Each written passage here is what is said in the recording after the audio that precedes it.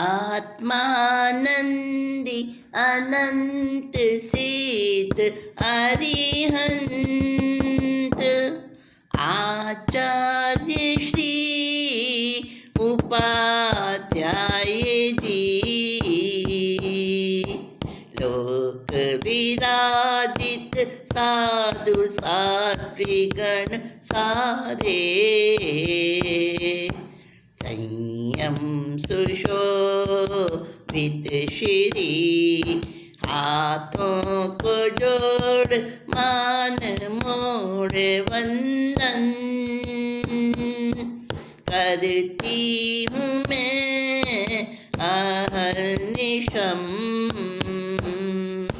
संबोधि करो प्रदान गुरु कृपालु पापों को कर सकूं शमन पापों का कर सकूं हनन। सुज्ञ श्रोता साथियों, संबोधि श्री का आप सबको जय जिनेन्द्र नमस्कार। आज हम आगे बढ़ते हैं अपनी कहानी पूरी करने की ओर। ये कहानी बहुत रसीली है, बचपन की यादें ताज़ा कर दी होंगी इस कहानी ने। हाँ, बचपन में नानी दादी से ऐसी ही तो कहानियाँ सुनते थे, पर ये कहानी आज भी उतनी ही प्यारी लगती है। तो आगे सुनते हैं। राजगुरु ने बता दिया कि तीनों राजकुमारियाँ, इनमें से जिसने शहद खाया है उसी को छूना है, जिसने शक्कर और गुड़ खाया उसको नहीं छूना है। अगर गलती से उसको छू दिया तो तुम भी पत्थर के बन जाओगे, और अगर तुमने सही सही राजकुमारी को स्पर्श किया ना, जिसने शहद खाया सोने से पहले, शिला बनने से पहले, अगर तुमने उसको ही छू दिया तो तुम पत्थर के नहीं बनोगे, बल्कि सारी नगरी, सारा राजमहल, सब जो पत्थर बने हुए हैं सब जीवित हो जाएंगे, और उस जादूगर का मंत्र और श्राप सब झूठा हो जाएगा। और धर्मपाल ने राजगुरु को विदा करने के बाद चिंतन किया और अपनी मित्र मधुमक्खी को बुलाया। मधुमक्खी ने क्षण भर में सारी समस्या दूर कर दी और कहने लगी, देखो मैं अभी जांच पड़ताल कर लेती हूँ, परीक्षा कर लेती हूँ, टेस्टिंग कर लेती हूँ कि गुड़ किसने खाया, शक्कर किसने खाई और शहद किसने खाया, मुझे तो पता चल जाएगा। अरे वो तो शहद में रहने वाली, शहद बनाने वाली मधुमक्खी है ना, उसका शहद से तो बहुत दूर का नाता है, बहुत पास का नाता है, सच्चा नाता है शहद से, तो उसको क्या देर लगती। और धर्मपाल एक बार तो चकरा गया, क्योंकि मधुमक्खी जल्दी जल्दी कहकर और मंडराने लगी तीनों राजकुमारियों के ऊपर जाके। धर्मपाल ने पंचपरमेष्ठी मंत्र को स्मरण किया और बड़ी प्रार्थना करी, हे प्रभु मुझे बुद्धि दो, मुझे सही समझ दो कि मैं ठीक ठीक निर्णय कर सकूं। उधर मधुमक्खी जो है वो तीनों राजकुमारियों पर उड़ रही थी, उनके चेहरे पर परीक्षा कर रही थी अपने हिसाब से। और धर्मपाल एकटक मधुमक्खी को देख रहा था। बीच वाली के मुख पर वो बैठी, छुआ धर्मपाल ने वो उठ बैठी, अन्य दो कुंवरी बीज एकदम जागी, नगर निवासियों की खोई तंद्रा। वो बीच वाली राजकुमारी के मुंह पर जाकर बैठ गई। ये संकेत था धर्मपाल के लिए, और धर्मपाल ने फट से उस बीच वाली राजकुमारी को जरा सा छूकर हाथ से और उसको स्पर्श किया। झटपट वो उठ के बैठ गई और बाकी की दोनों भी जग गई। और इसी के साथ ही सारी नगरी के लोग जीवित हो गए। कितना कितना चमत्कार हो गया। सभी तरफ अब चहल पहल थी। गुरु ने आकर पीठ थी ठोकी, काम ये अद्भुत किया है तुमने, कल्याण होगा वत्स तुम्हारा। उसी समय चहल पहल हो गई चारों तरफ, क्योंकि सब जग गए थे, अपने अपने काम में सब लग गए। किसी को कुछ याद नहीं कि हम पत्थर बने थे, वो तो हमेशा की तरह। लेकिन जानते थे दो जने। कौन कौन? एक तो वो राजपुरोहित गुरुदेव जानते थे, और धर्मपाल भी जानता था कि ये सब तो पत्थर के बन चुके थे और अभी जीवित हुए हैं। राजगुरु आए और जल्दी से उसको शाबाशी दी धर्मपाल को, बेटा बड़ा बड़ा अद्भुत काम किया है तुमने, जरूर प्रभु तुम पर प्रसन्न है, प्रसन्न हमेशा रहेंगे, तुम्हारा कल्याण होगा। वो तीनों बहनें जग गई थी ना, जो राजकुमारियाँ, वो एक दूसरे को हैरानी से देख रही हैं। उनको समझ में नहीं आ रहा ये क्या हो रहा है, ये कौन आदमी है, ये हमारे राजपुरोहित इसको क्यों शाबाशी दे रहे हैं, उन्हें कुछ समझ नहीं आ रहा था। तभी क्या हुआ, तीनों बहनें हैरानी से देखें, आए तभी भूप रानी के संग में, गुरुदेव को नमन किया, फिर परदेश से कब लौटे ये पूछा। उसी समय राजा रानी भी एक साथ उस कमरे में आए। देखा तीनों बेटियां बड़ी हैरानी से खड़ी हैं। उन्होंने राजपुरोहित को प्रणाम किया, राजा रानी ने। फिर कहा, आप परदेश से कब लौटे गुरुदेव? मतलब किसी को कुछ याद नहीं था, और धर्मपाल तो अजनबी अपरिचित, ये कैसे कमरे में आ गया, कौन है ये, और राजपुरोहित उसको शाबाशी क्यों दे रहे हैं? तीनों बहनें भी बड़ी हैरान थी। गुरु ने सारा वर्णन सुनाया, महीनों से सोए थे तुम बताया, ये धर्मपाल विलक्षण युवक है, पूरे नगर को इन्होंने जगाया। राजगुरु ने महारानी और राजा विराट सेन को बताया। राजकुमारियां भी सुन रही थी कि ये धर्मपाल, इन्होंने ही कोशिश करी, तीनों बातें पूरी करी, और आप सबको महीनों की उस नींद से, तंद्रा से जगाया है, वरना आप तो मृत बराबर, मरने के जैसे हो चुके थे। अच्छा गुरुदेव, हमें तो कुछ याद नहीं। सारे के सारे राजगुरु से कह रहे हैं। धर्मपाल चुपचाप खड़ा उनकी बातें सुन रहा है। राजन बोले, अभिनंदन करके कृपा करो इन्हें स्वीकार करके, बेटियां तीनों मैं तुमको ही देता, राज्य संभालो मैं संयम को लेता। कहने लगा राजा और महारानी दोनों कि देखो धर्मपाल, आपने बड़ा भारी हम पे एहसान किया है, बड़ा भारी हमारा उपकार किया है, पूरी नगरी के ऊपर आपने उपकार किया है। मेरी ये तीनों पुत्रियां मैं आपको अर्पण करता हूँ। आप इनके पति हैं, आप इनके स्वामी हैं, और आप इस नगरी के भी स्वामी हैं। राजपाट सब संभालो, और हम तो जाते हैं संयम मार्ग पर। ये बात सुनकर एकदम से धर्मपाल कहता, नहीं नहीं नहीं, क्या करते हो?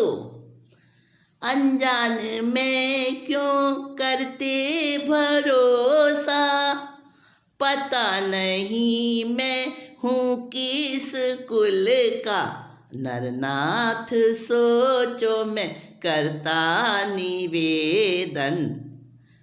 राजा कहे मैंने सब देखा भाला। धर्मपाल एकदम कहने लगा, नहीं नहीं महाराज, जल्दबाजी में फैसला मत कीजिए। आप नहीं जानते हो कहाँ का हूँ, कौन हूँ, क्या मेरा कुल है, कौन मेरे माँ बाप है, क्या मेरा खानदान है, क्या मेरे अंदर कुछ भी योग्यता नहीं है। महाराज आप ये क्या कर रहे हो, फूल सी अपनी बच्चियों को, अपने राजपाट को। नहीं नहीं नहीं महाराज, नहीं, मैं इस लायक नहीं हूँ, मैं बड़ा अनजान हूँ आपके लिए, ऐसा मत करो। राजन हंस के कहने लगे, विराट सेन महाराज कहते हैं, अरे मैंने सब देख भाल लिया, हीरे की परख जोहरी जानता है, मिनट में परख हो जाती है। तुम क्या हो, मेरे राजपुरोहित ने अच्छे से जान लिया है, और राजपुरोहित की भी यही मर्जी है जो मैं कर रहा हूँ, मेरे गुरु भी यही चाहते हैं ना, तो वही मैं कर रहा हूँ। फिर तो धूमधाम से विवाह हुआ तीनों राजकुमारियों के साथ धर्मपाल का। धर्मपाल राजा घोषित कर दिया गया, और राजा रानी तो निवृत्त हो गए, और धर्मपाल ने शासन व्यवस्था संभाल ली, बहुत अच्छे प्रकार से शासन किया। अब वो सोचता था, जब भी बैठता महामंत्र नवकार के जप में विचार चलते उसके, तीन प्राणी मैंने मरते बचाए, उसी के फल से सुख वैभव पाए, पूर्ण अहिंसा जारी करी थी, जहाँ तलक भी शासन था उसका। धर्मपाल महाराज बड़े चारों तरफ प्रसिद्ध हो गए, ऐसे दानी, ऐसे वीर, ऐसे करुणावान, ऐसे परोपकारी महाराज को पाकर सारी प्रजा विराट सेन को भी भूल गई। परहितकारी कार्य, सेवा के कार्य पूरे राज्य में उन्होंने फैला दिए, दानशालाएँ जगह जगह पे खुलवा दी, और सारी प्रजा भी परहित की शिक्षा ग्रहण करती, क्योंकि परहित से ही तो धर्मपाल को राजपाट मिला, 3 पत्नियां मिली, 3 प्राणी मरते बचाए थे ना, एक चींटी, रानी चींटी, उनको साता पहुंचाई, चिड़िया को बचाया, मधुमक्खी को बचाया, और तीनों ने ही अपना अपना एहसान चुकाया। धर्मपाल अपने जीवन में कभी भी धर्म को नहीं भूला, राजा बनकर भी उसने नवकार मंत्र, अपने धर्म ध्यान को, अपने चिंतन स्वाध्याय को कभी नहीं छोड़ा। रानियाँ तीनों आज्ञा में चलती, प्रजा में शांति सच्ची महकती, शत्रु न कोई भी सिर उठाता, अहिंसा सेवा से वश में हो जाता। भूप पौषद में थे उभरा शुभ चिंतन, धर्म ध्यान में तल्लीन था मन, देव देवी कई लेने परीक्षा, उपसर्ग देते धारी थी दृढ़ता। धर्मपाल महाराज बन गए, राजा बन गए, प्रजापालक बन गए, और ऐसा उनका शासन, चारों तरफ अहिंसा अहिंसा। और जो दूसरे राजा, शत्रु राजा भी उनकी अहिंसा के वश में होके, उनकी सेवा और नम्रता से प्रभावित होकर अपने आप उनके चरणों में आ जाते थे। धर्मपाल का राज्य एक आदर्श राज्य था, प्रजा बड़ी खुश थी, जगह जगह सबको ऐसी शिक्षा दी जाती थी, स्कूल खोले जाते थे कि दूसरों का हित करो, दूसरों का हित करके ही तुमको जीवन मिला है। और धर्मपाल खुद भी हर समय प्रजा के राजपाट के कार्यों में लगने के बाद भी कभी धर्म को नहीं भूलते थे। चिंतन में जप में तप में लगे रहते थे। रानी, तीनों रानियाँ भी उनके साथ में उनकी आज्ञा में चलती और अपने पति को, ऐसे पति को पाकर बड़ी खुश थीं, बड़ा भाग्यशाली समझती थी अपने आप को। जब धर्मपाल पौषध में थे एक बार और धर्म ध्यान चिंतन में लीन थे, उस समय कई देवी देवों ने उनको उपसर्ग देने की कोशिश की, कष्ट पहुंचाने की कोशिश की, रूप बना बना के परीक्षा लेने के लिए, परीक्षा लेने के लिए। पर धर्मपाल विचलित नहीं हुए। धर्मपाल दृढ़ श्रावक बना था, जीवन भर पुण्य संचय किया था। अंतिम क्षणों में करके संथारा, स्वधर्म देवलोक में था सिधारा। परहितकारी व्यक्ति जो होता, देख सके न वो किसी को रोता। संबोधि अपनी शुद्ध बनाता, अव्याबाद मुक्ति को वो पाता। धर्मपाल था शील सेन का सेवक, 1.25 लाख मुद्राएं लेता।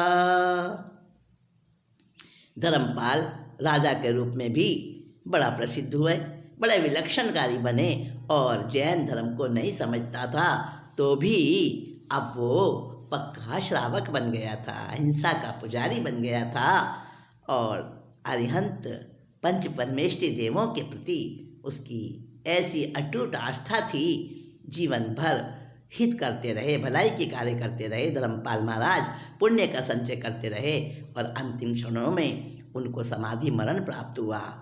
समाधि मरण संथारा, संलेखना संथारा करके। साथियों, संलेखना का अर्थ है कि अंतिम समय आने से पहले ही सिमटते चले जाओ, अपने खान पान, विचार, आने जाने, मौज शौक, जो भी अपने उपभोग परिभोग हैं उनको घटाते चले जाएं, अपने अंदर में सीमित होते चले जाएं, लिमिट में आते चले जाएं, यानी परिधि से केंद्र की ओर आना, उसको कहते हैं संलेखना। और केंद्र में पूरी तरह से आकर प्रतिष्ठित हो जाना, अंतिम समय का संथारा लेना, फिर पंडित मरण प्राप्त करके वो सब संलेखना संथारे का पूरा विधि विधान करके स्वधर्म देवलोक में, पहले देवलोक में धर्मपाल की आत्मा पहुंच गई दिव्य सुखों को भोगने के लिए। और वहाँ से बहुत जल्दी आगे उनका जो जन्म होगा, अगला जन्म महाविद्या क्षेत्र में जाएंगे और वहाँ से वो मुक्ति को प्राप्त करेंगे। तो साथियों, जो परहित करने वाले होते हैं वो कभी किसी के दुख को देखकर चुप नहीं बैठते, अपनी भरसक कोशिश करके उसके दुख को मिटाते हैं और उनकी अंतिम गति मुक्ति होती है। इसीलिए तो कहा है, अपकार के बदले में उपकार किए जाओ। कोई पत्थर से मारे, उसे फूल दिए जाओ।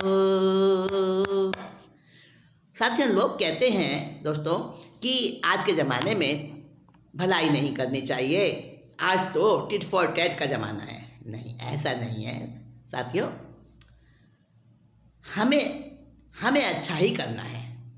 कोई बुरा कर रहा है ना, तो उसका काम वो जाने।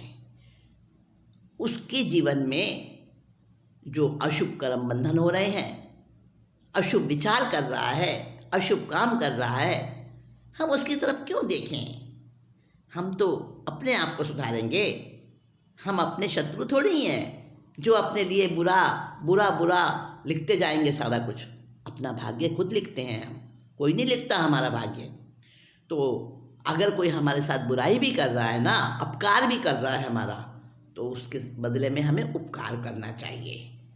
हाँ, ये बात है तो हजम होनी कठिन है, पर हजम करनी पड़ेगी। इसमें ही हमारा कल्याण है कि कोई हमें पत्थर से मार रहा है तो हम उसको बदले में फूल देंगे।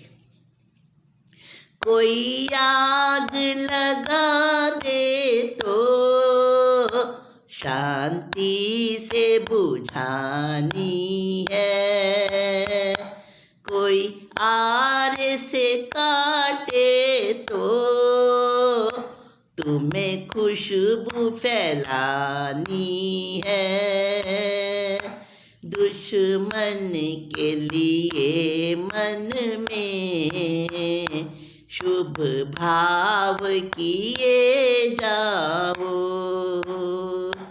कोई पत्थर से मारे उपकार किए जाओ, कोई छत टूटी हो तो बनकर शहतीर रहो, कहीं लज्जा लुटती हो तुम बनकर चीर रहो, कहीं दिल फटते हो तो सेवा से सिए जाओ, उपकार किए जाओ, उपकार किए जाओ।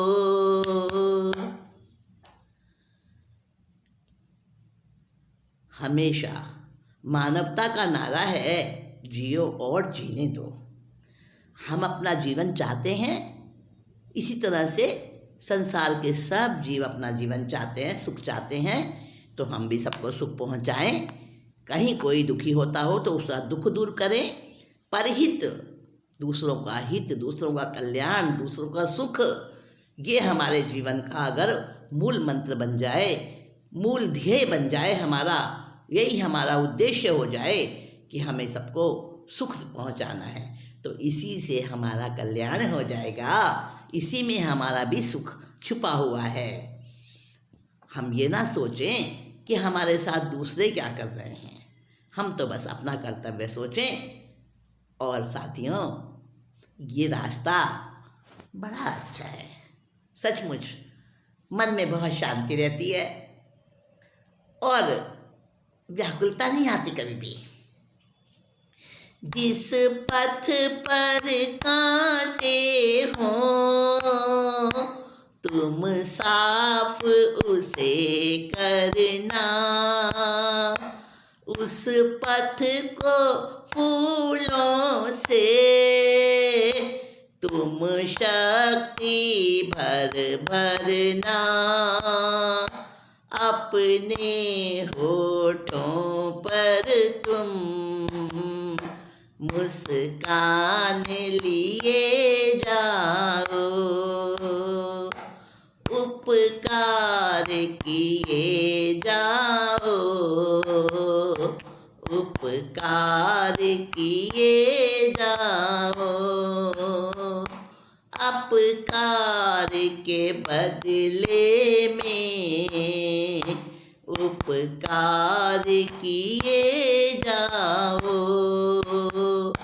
कोई पत्थर से मारे उसे फूल दिए जाओ।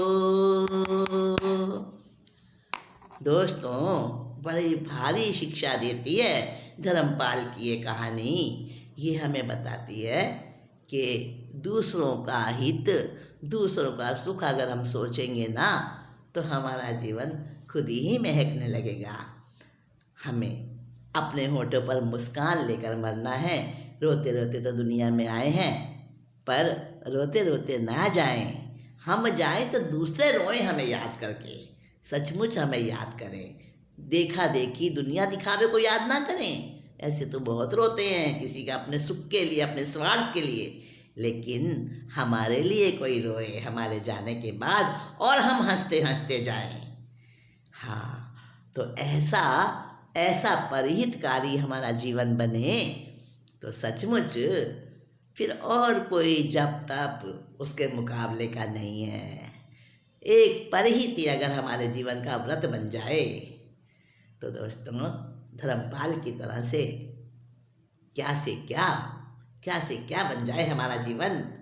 लेकिन कुछ लोग ऐसे होते हैं जो हमें परिहित से रोकते हैं। वो होते हैं कलह करने वाले, झगड़ा करने वाले, विरोधी, विद्रोही।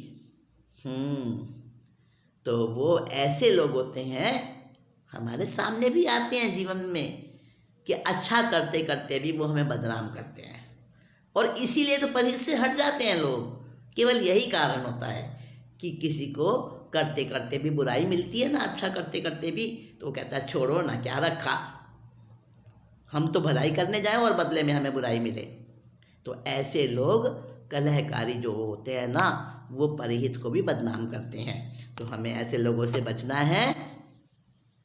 कलह जो घर घर में कलह यानी झगड़ा, राग द्वेष भावना, झगड़े की भावना, कलह क्लेश जिस घर में होता है, जहाँ जहाँ होता है वहाँ बुद्धि मलिन हो जाती है। तो अगला हमारा चिंतन बिंदु क्या है? कलह। और ये कलह नाम का एक पाप भी तो है ना। राग और द्वेष के बाद कलह ही पाप है। तो कौन सा पाप है? 12वां पाप है कलह का। तो इस 12वें पाप कलह के बारे में हम अगली मीटिंग में चर्चा करेंगे साथियों। और ये मीटिंग तो हमारी अब समाप्त हो रही है। संबोधि श्री जा रही है, आपसे आज्ञा लेती हूँ। नमस्कार, जय जिनेन्द्र। आत्मानंदी आनंद